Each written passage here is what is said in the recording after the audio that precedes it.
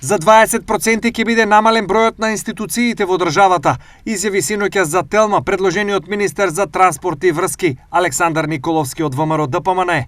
Тоа е нешто што така во јавност помина незабележано, а ќе правиме и второ кратење. Нашата идеја е точно дека ги зголемивме бројот на министерства, но да скратиме некаде околу 20% од институциите во државава и 20% од условно кажано функционерските позиции. Николовски најавува и помалку функционери и директори во државата. Прво кратење ќе биде во делот на така наречени економски директори. Болниците веќе нема да имаат економски директори.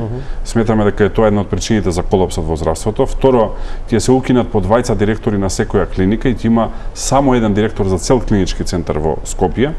Трето, фондот за здравство ќе добие еден директор наместо да има два директори. Болниците низ државата ќе имаат по еден директор наместо да имаат два директори. Неколку агенции поврзани со министерствата, например, се формира Министерство за енергетика, Агенцијата за енергетика се укинува, ќе се укине Фондот за иновации. Намалувањето од 20% се однесува и на бројот на вработени од јавната администрација, за која Николовски вели дека треба полека да се сели во приватниот сектор. Нашиот план е да се намалува и бројот на вработени. Тоа секако нема, значи беше лошо протолкувано во парламент дека ќе има реваншизам и така натака, но природно е бројот на вработени да се намали.